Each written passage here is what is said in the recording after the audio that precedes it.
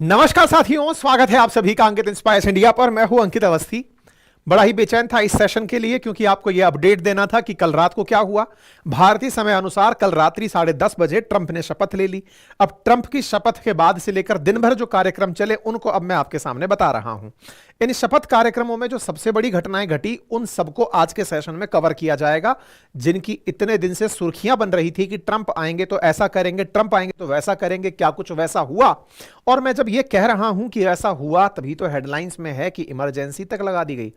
कहां लगा दी गई इमरजेंसी, सेशन में जानेंगे। और चीन अमेरिका की गणित क्या है जिसके चलते ये दोनों भिड़ने की बात कर रहे हैं। क्या पहले ही दिन चीन का नाम ले लिया था क्या? और ले लिया था तो क्या ऐसी कोई घटना, ऐसा कोई एंगल टच हो गया क्या कि हाँ भाई यहां से आगे अब तैयारी कर ही ली जाए, देख ही ली जाए किसमें कितना दम है। चलिए तो शुरुआत करते हैं शुरू से। अमेरिका को वापस ग्रेट बनाने के लिए डोनाल्ड ट्रंप 47वें अमेरिकी राष्ट्रपति के रूप में शपथ ले लिए। अमेरिकी राष्ट्रपति के रूप में इन्होंने शपथ ली। शपथ का कार्यक्रम इस तरह से एक अंदर मतलब पब्लिकली होता था, इस बार संसद के भीतर किया गया। कार्यक्रम के दौरान अपनी धर्मपत्नी के साथ ट्रंप यहां पर बाइबल की शपथ खाते हुए दिखाई दे रहे हैं। उसके बाद एक वीडियो जारी हुआ जिसमें दिखाया गया कि ट्रंप किस तरह से अपने व्हाइट हाउस में प्रवेश कर रहे हैं, उनके लिए किस तरह की व्यवस्थाएं अमेरिका में की गई हैं, वो सब तस्वीरें आई। एलन मस्क ने उन्हें प्रेसिडेंट डोनाल्ड ट्रंप के नाम से एक ट्विटर अकाउंट भेंट किया, जो कि बनते ही कुछ ही मिनटों के अंदर मिलियंस फॉलोअर्स तक पहुंच गया। प्रेसिडेंट डोनाल्ड ट्रंप नाम से पोटस का, क्योंकि अमेरिका के अंदर जो भी प्रेसिडेंट होते हैं उनका अपना एक ट्विटर हैंडल होता है जिसे आप पोटस के नाम से जानते हैं। तो प्रेसिडेंट डोनाल्ड ट्रंप जो हैं अब फिलहाल के लिए पोटस हैं, और टाइम मैगजीन ने कवर पेज पर इन्हें छाप दिया है। इसके साथ साथ अमेरिका के अंदर वाइस प्रेसिडेंट, जिनकी पत्नी जो है वो भारतीय मूल की हैं, वैंस, उन्होंने भी शपथ ली। उनकी तस्वीरें आप यहां पर देख रहे हैं। सुर्खियां हैं अमेरिका के अंदर इस तरह की कि यहां पर अब जो प्रॉमिस किया गया है वो सब पूरा किया जाएगा। इस पूरा करते करते ट्रंप ने नेशनल इमरजेंसी मैक्सिको बॉर्डर पर अनाउंस कर डाली। यहां पर जो सबसे रोचक नजारे रहे, देखने लायक, वो रहे इस इनॉग्रेशन बैठक में एलन मस्क का इस तरह से मस्त अंदाज में एंटरटेनिंग तरीके से जश्न मनाना। यह कहना कि सही मायने में जीत ये होती है। निश्चित ही ये इनकी जीत कही जाएगी, क्योंकि इन्होंने ही ट्रंप को इस तरह की विक्ट्री दिलाने में बड़ी मदद की है। तो ये अपने आप में एक शैडो प्रेसिडेंट के रूप में आने वाले समय में रहने वाले हैं। अमेरिकन इस बात की भी उम्मीद पूरी लगाकर बैठे हैं कि एलन मस्क ट्रंप के बाद के एरा में संभवतया अमेरिका की प्रेसिडेंसी के लिए खड़े होंगे, क्योंकि अमेरिका में 2 ही बार कोई व्यक्ति प्रेसिडेंट रह सकता है। ट्रंप एरा के बाद कौन? तो एलन मस्क अपने आप को संभवतया आने वाले समय में इस काम के लिए व्यक्त कर दें। जिस तरह से इन्होंने जश्न मनाया, ये दुनिया भर के लोगों को देखने के लिए बहुत ज्यादा जरूरी है। मैं इस बात को क्यों कह रहा हूं कि ये खुलेआम ऐसा नजारा है जिसको देखते ही तमाम प्रकार के प्रश्न बनने शुरू होते हैं। प्रश्न क्या कि क्या कोई देश वाकई में इस तरह से अपने उद्योगपतियों के द्वारा सत्ता परिवर्तन को देखने की हिम्मत रखता है? अगर यह वास्तविकता है तो फिर क्या अमेरिका वाकई में डेमोक्रेसी है? क्योंकि हमारे देश में अगर उद्योगपति किसी पार्टी को सपोर्ट कर दें और ना करें, इस आधार पर भी एक बड़ी राजनीति होती है। लेकिन दुनिया का अपने आप को सबसे सक्षम डेमोक्रेसी कहने वाला, सबसे पुरानी डेमोक्रेसी कहने वाला अमेरिका, जिससे हालांकि ये टैग हमने वापस ले लिया है, लेकिन कहता है कि मैं दुनिया भर में डेमोक्रेसी की स्थापना करना चाहता हूं, वहां एक उद्योगपति के द्वारा सत्ता परिवर्तन करवा दिया गया और पब्लिक उसका जश्न मना रही है। तो पूंजीपतियों की ही क्या डेमोक्रेसी होती है? यह बड़ा सवाल है। खैर, फिलहाल के लिए आगे बढ़ेंगे और बढ़ते हुए एलन मस्क की ही खुशियों से चर्चा करेंगे। ये जो तस्वीर आप देख रहे हैं जिसमें इनकी खुशी देखते ही बन रही है, दांत एकदम चमक रहे हैं, यह घटना है ट्रंप के द्वारा की गई 10 घोषणाओं में से एक घोषणा जो सीधा इनके लिए थी। पहले दिन की गई घोषणाओं में ट्रंप ने मार्स पर ले जाने की बात कर दी कि अमेरिकन्स को मार्स पर भेजा जाएगा, और मार्स पर भेजने का जो ड्रीम प्रोजेक्ट है वो इनका है। ऐसे में इनके चेहरे की खुशी देखते ही बनती है। बाय द वे, यहीं से हम आपको एक जरूरी जानकारी भी दे देना चाहते हैं, और वो ये है कि इनके जो ये स्माइलिंग टीथ हैं, ऐसे दुनिया के बहुत से लोग हैं जो खुलकर इसलिए नहीं हंस पाते, या तो उनके चेहरे पर ब्रेसेस लगे होते हैं, या दांत टेढ़े मेढ़े होते हैं, या फिर दांत की वजह से वो शर्मिंदा होते हैं। और इन्हीं के लिए टूथ सी आपके लिए एक बेहतर विकल्प प्रस्तुत करता है। मैंने भी इसका उपयोग किया आज से 7 महीने पहले, जिसमें मैंने अपने घर पर ही एक टूथ की विजिट करवाई थी। डॉक्टर ने मेरे घर में आकर के मेरे टूथ अलाइनर्स बनाकर मुझे दिए थे, जो कि इनविजिबल थे। आप भी जाकर के एक नजदीकी क्षेत्र में जहां पर टूथसी का सेंटर है आप लोकेट कर सकते हैं और वहां जाकर के अपने कंसल्टेशन से अपने लिए ट्रांसपेरेंट इस प्रकार के अलाइनर्स बनवा सकते हैं, जैसे मैंने अपने लिए बनवाए थे। कुछ इस प्रकार से आप भी अपने लिए बनवा सकते हैं। ये टूथ के ऊपर लगने वाले अलाइनर्स हैं, जो कि एक इस प्रकार के बॉक्स में आते हैं, और ये जो बॉक्स है, ये बॉक्स आपके सामने आपके घर पर भेजा जाता है। ठीक है, तो आप इसको यूज कर सकते हैं। इसकी वजह से आप अपने दांतों में इनविजिबल तरीके से इन्हें लगाकर 6 से 8 महीने के अंदर अपने दांतों को बिल्कुल प्रॉपर तरीके से स्पेस को खत्म कर सकते हैं। दांत अगर आपके टेढ़े मेढ़े साइज के हैं तो 6 से 8 महीने में वो सही से आकार में आने लगते हैं।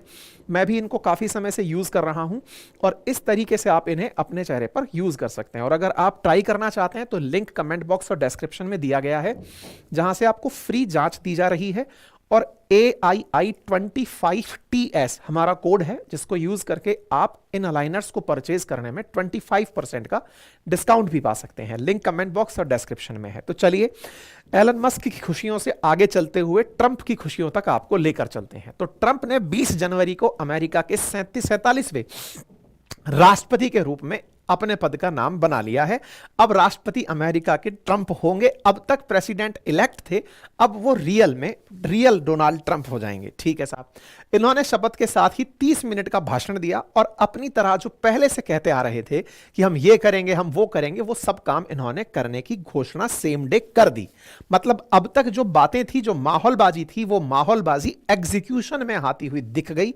ट्रंप राष्ट्रपति बने, और बनते ही जिन जिन चीजों पर इन्होंने घोषणाएं की, वो आज के आपके सेशन में जानना जरूरी है। ट्रंप के द्वारा शपथ ग्रहण समारोह में इस प्रकार से शपथ का ग्रहण करना और पहला भाषण देना सुर्खियों में बना हुआ है। इन सुर्खियों में इन्होंने जो जो घोषणाएं की, उन घोषणाओं को सुनने के लिए दुनिया भर के बड़े बड़े जो सीईओज हैं, फेसबुक के, गूगल के, एप्पल के, ये तमाम सीईओज इनके साथ प्रेजेंट थे। उनमें जो सबसे पहली घोषणा इन्होंने की, अब ये घोषणाएं दुनिया भर के राजनेताओं को भी समझनी होंगी कि जिस विषय को लेकर आप चुनाव लड़े हों, उसके लिए आपके मन में इतना जबरदस्त भाव कि जो बोला है वो करना है, और वो डे 1 पर करना है। सोचिए ये कितनी बड़ी बात है। डे 1 पर करना है, उसमें पहले दिन ही जो घोषणा की, वो घोषणा जिसे लेकर के दुनिया इन्हें हो सकता है आने वाले समय में बहुत क्रिटिसाइज करे, हो सकता है कि बड़े सारे मानवाधिकार संगठन इनके खिलाफ सड़कों पर उतर जाएं। पहली घोषणा, अमेरिका में अब सिर्फ 2 ही जेंडर होंगे। 2 ही जेंडर से मतलब एक जेंडर होगा पुरुष और एक होगी महिला। आप पूछेंगे तीसरा जेंडर क्या था? तीसरा जेंडर ट्रांसजेंडर। LGBTQ+ जो कम्युनिटी है, उनके द्वारा ट्रांसजेंडर को एक नई कम्युनिटी या फिर एक नए जेंडर के रूप में मान्यता दिलवाई गई थी। अब अमेरिका में 2 ही जेंडर कर दिए गए। ऐसा क्यों? क्योंकि अमेरिका की जो आबादी है, लगभग जो 34 करोड़ के आसपास की आबादी है, उस आबादी के अंदर ट्रांसजेंडर्स की जो नंबर है वो लगभग 1.6 मिलियन के आसपास माना जाता है। ऐसे में यह माना जाता है कि ये इनकी कुल आबादी का 0.5% है। यूएस की यूथ पॉपुलेशन में जो ट्रांसजेंडर्स हैं वो 5% यंग अडल्ट्स हैं, जो जेंडर अपनी तरफ से जो बर्थ में था उसे असाइन दूसरे तरीके से कराना चाहते थे। इसको इस तरह से समझिए, आप पैदा हुए महिला के रूप में, लेकिन आपको महिला का जेंडर पसंद नहीं आ रहा है, या आपकी जो अंदर बायोलॉजिकल फिनोमेनन्स हैं वो आपको महिला जैसा फील नहीं होने दे रहे हैं, आप अपनी जेंडर आइडेंटिटी चेंज कर लेते हैं। या पुरुष पैदा हुए, आपको पुरुष वाले फीचर्स नहीं आ रहे हैं, तो आपने अपनी आइडेंटिटी चेंज कर ली। ये बायोलॉजिकल भी हो सकती है, आप इसको ऑपरेशंस के थ्रू भी करवा रहे हैं। कुछ ऐसे लोग हैं जिनकी आइडेंटिटी वाकई में डॉक्टर असाइन नहीं कर पा रहे हैं। लेकिन ट्रंप ने स्ट्रिक्टली अपनी तरफ से कहते हुए कहा कि 2 ही जेंडर अब अमेरिका में होंगे, और तीसरे जेंडर वालों का क्या होगा इसका कोई मतलब नहीं है। संभव है कि जो थर्ड जेंडर है वो अपनी आगे की आइडेंटिटी की पहचान के लिए संघर्ष करें या देश छोड़ दें, क्योंकि अमेरिका में इनसे पहले बाइडेन और ओबामा के काल में ट्रांसजेंडर्स को सेना में प्रवेश के ऑर्डर्स दे दिए गए थे। ट्रंप उसकी सख्त खिलाफत करते थे, और उसी खिलाफत को उन्होंने डे 1 पर एग्जीक्यूट मार दिया। नंबर दूसरा जो बड़ा इन्होंने अपने भाषणों में कहा वो क्या था? दूसरा था कि अवैध प्रवासियों को बाहर निकालने का मैंने वादा किया था, मैं उसे डे 1 पर एग्जीक्यूट कर रहा हूं। और इसके लिए इन्होंने सदर्न बॉर्डर पर, अमेरिका का सदर्न बॉर्डर जो है वो मैक्सिको से टच होता है, उस पर इमरजेंसी की घोषणा कर दी। ये तस्वीरें हैं मैक्सिको बॉर्डर पर इमरजेंसी के ऐलान की। यहां पर इन्होंने अनाउंसमेंट किया कि मैंने जो कहा था उसी को मैं first I would declare southern border, मैं नेशनल इमरजेंसी डिक्लेयर कर रहा हूं। आप पढ़िए इस लाइन।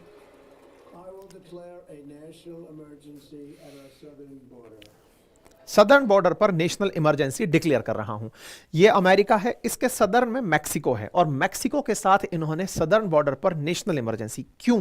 क्योंकि यहां पर जो अवैध प्रवासियों की संख्या है, मैक्सिको से 2022 में 1 करोड़ लोग यहां से इलीगली अंदर एंट्री अमेरिका में किए या फिर प्रयास किए। यहां पर एनकाउंटर करने का नाम यूज किया जाता है, कितने लोगों ने ट्राई किया। अगर कोई व्यक्ति एक से ज्यादा बार भी ट्राई कर रहा है तो वह नंबर काउंट होता चला जाता है।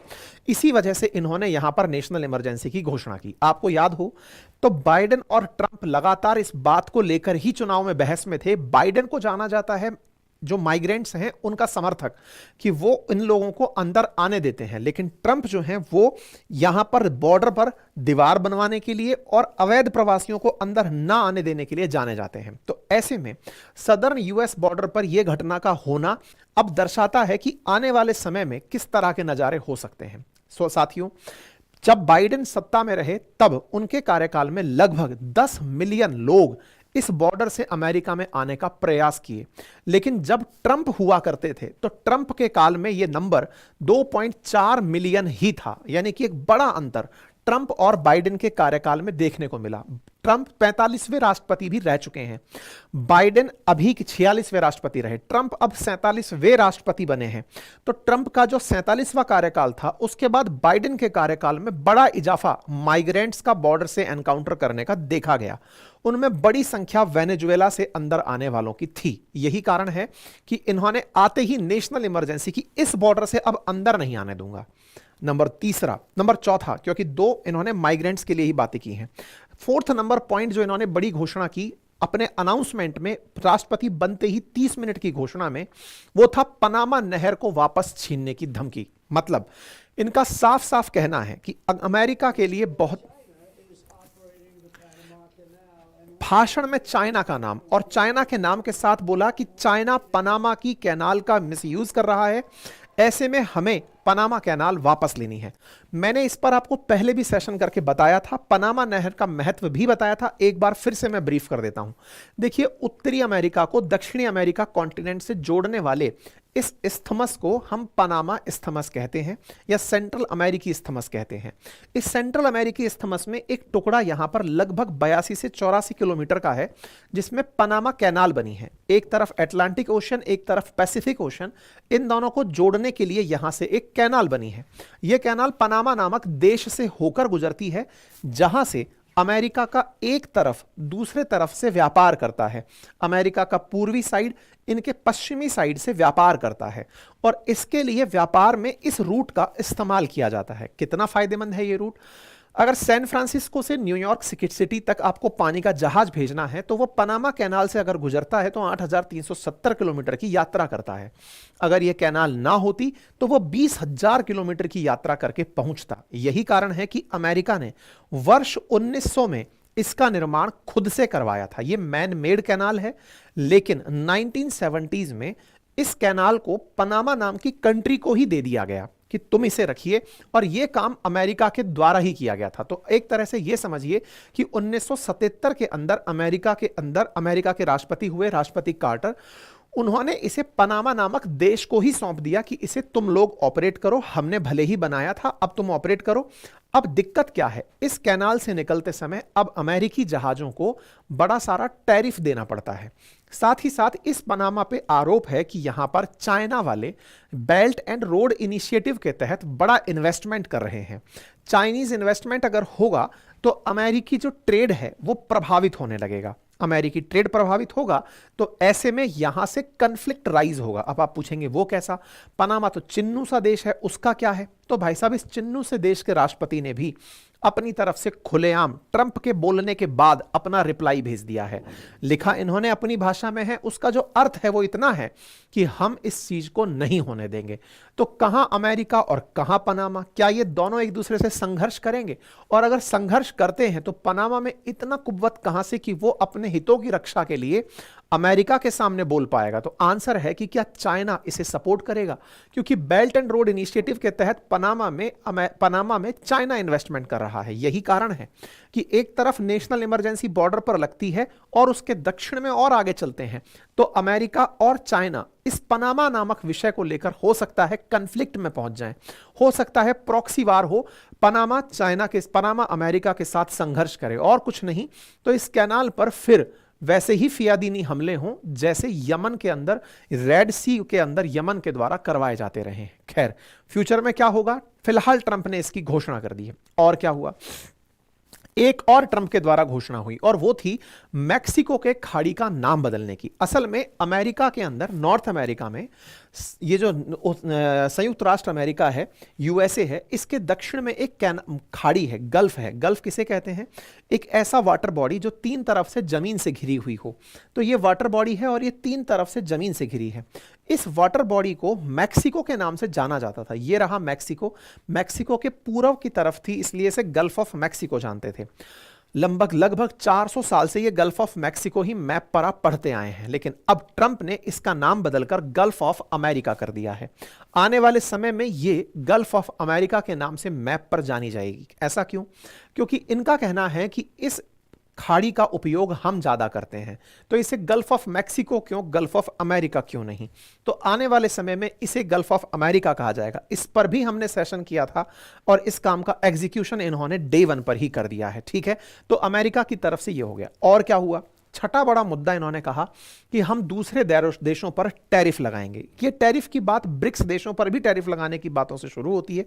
टैरिफ की बात इनका सीधा सा कहना था कि दुनिया के देश हम पर टैरिफ लगाकर, टैरिफ का अर्थ है कि आपका सामान, अगर अमेरिका का सामान आपके देश में आ रहा है तो उसके आने पर आप बड़ा सारा टैक्स लगा देते हैं, जिसे आप इंपोर्ट ड्यूटी कहते हैं, जिसकी वजह से वो अमेरिकी गुड्स आपके देश में महंगे पहुंचते हैं। उदाहरण के लिए, आज हमारे देश के अंदर अगर टेस्ला की कार आना चाहती है, यानी कि जो एलन मस्क की कंपनी टेस्ला है वो आना चाहती है, तो भारत टेस्ला पर बड़ा सारा टैक्स लगाता है। इसीलिए एलन मस्क कई बार कह चुके हैं कि आप टैक्स हटाइए तो हम अंदर एंट्री करें।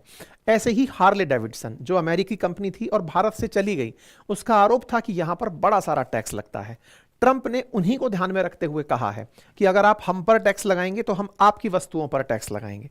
इस टैरिफ वॉर के चलते पहले ही ये कनाडा को धमका चुके हैं। कनाडा के ट्रूडो ने इनके आने से पहले ही इस्तीफा दे दिया था, हमने वो सेशन भी किया था। हालांकि इन शुरुआती भाषण में इन्होंने कनाडा पर कुछ नहीं बोला, लेकिन टैरिफ पर कहा है कि हम बराबरी करेंगे, यानी कि आगे बढ़ेंगे। एक और काम इन्होंने किया जिसके चलते आने वाला समय संभवतः इन्हें माफ ना करे। आपको हाल ही में मालूम होगा कि प्रकृति के आगे अमेरिका का बेबस होना, हमने आपको बताया था कैसे अमेरिका के अंदर आग लगी और उस आग से अमेरिका नहीं निपट पाया।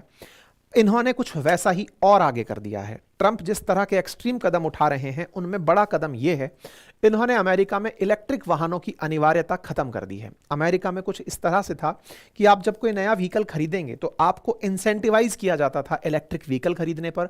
आपकी प्राथमिकताओं में होता था कि आप इलेक्ट्रिक व्हीकल ही खरीदें। आप लोग पेट्रोल डीजल के व्हीकल नहीं खरीद पाते थे, खरीदते थे तो ज्यादा टैरिफ देने पड़ते थे। इन्होंने कहा नहीं, आपको पेट्रोल डीजल व्हीकल खरीदने की जो इलेक्ट्रिक व्हीकल खरीदने की अनिवार्यता थी वो मैं खत्म करता हूं। आप बढ़िया से जीवाश्म ईंधन से चलने वाले वाहन खरीदें। इसका अर्थ क्या है?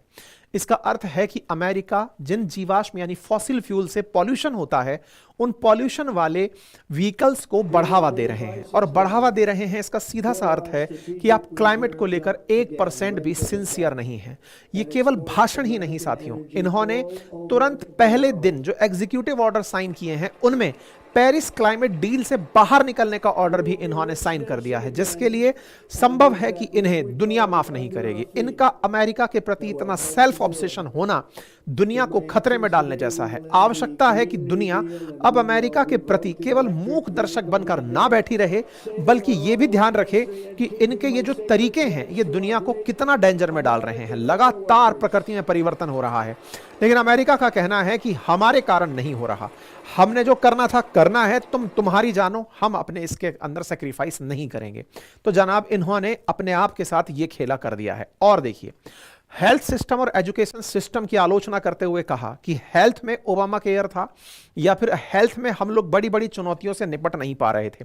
हम हेल्थ में और एजुकेशन में बहुत सारे परिवर्तन लाने वाले हैं। इतना ही नहीं, विदेशी शस्त्री अधिनियम 1978 को भी हम लागू कर रहे हैं। इसमें इन्होंने कहा कि अब अमेरिका के खिलाफ अगर कोई ड्रग्स भी बेच रहे हैं तो उन्हें भी हम अरेस्ट कर सकेंगे। इस तरह का इन्होंने अपनी तरफ से अनाउंसमेंट किया। साथ ही साथ अंतरिक्ष में यात्री भेजने का ऐलान किया कि हम मंगल ग्रह पर अंतरिक्ष यात्री भेजेंगे। आपको याद होगा, दुनिया में अभी तक अंतरिक्ष यात्रियों की जो बात है वो चंद्रमा तक की जाती है, जो कि धरती का ही एक उपग्रह है। लेकिन धरती एक ग्रह अगर है तो इससे अगला ग्रह मार्स है, और उस मार्स पर इंसान को भेजना ये एलन मस्क का सपना है। इसकी जैसे ही अनाउंसमेंट हुई, इस अनाउंसमेंट के बाद एकदम मस्क चहक उठे, क्योंकि इससे उनकी कंपनी को बड़ा व्यापार मिलने वाला है।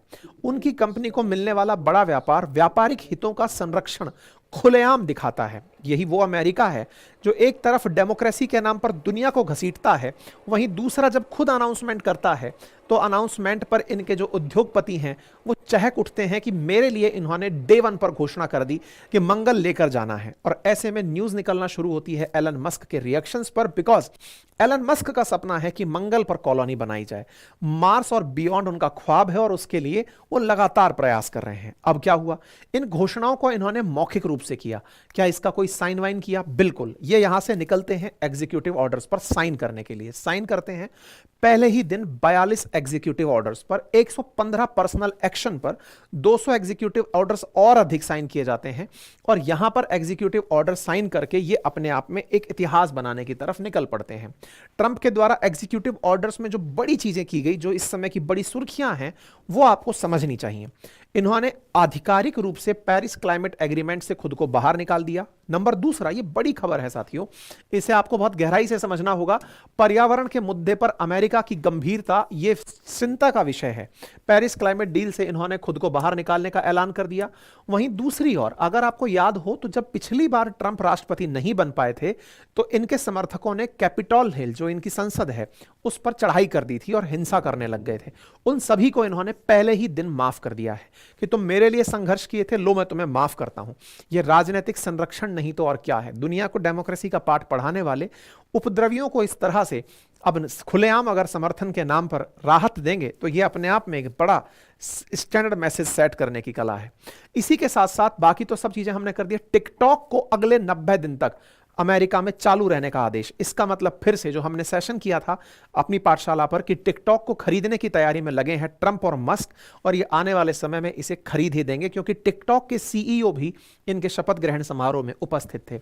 गल्फ ऑफ अमेरिका का नाम गल्फ ऑफ मैक्सिको का नाम गल्फ ऑफ अमेरिका कर दिया। बाकी सब ठीक है।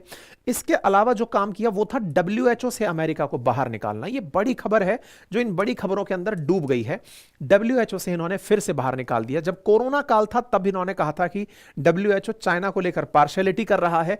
इन्होंने फिर से खुद को WHO से बाहर निकाल दिया। बाइडेन एरा में ये साथ गए थे, फिर से ये यहां से वापस आ गए हैं। एक और जो काम इन्होंने किया है जो कि अपने आप में बहुत बड़ा काम है, और वो ये, अब तक अमेरिका की नागरिकता वहां पैदा होने वाले बच्चे को मिल जाया करती थी। जैसे ही कोई बच्चा आउटसाइडर है, यानी कि कोई इलीगल माइग्रेंट का बच्चा भी वहां पर पहुंच गया और वहां पैदा हो गया, जन्म ले लिया, तो वो अमेरिकी सिटीजन कहलाता था। इन्होंने अब वो कंडीशन खत्म कर दी है कि नहीं, यहां पर पैदा होते ही नागरिकता नहीं मिलेगी। ये अपने आप में एक बड़ा ऑर्डर है।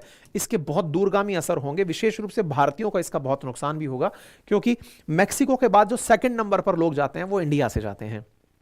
साथ ही साथ जो 78 ऑर्डर्स पास किए थे बाइडेन के द्वारा ट्रांसजेंडर्स को लेकर, उन्हें इन्होंने पलट दिया है।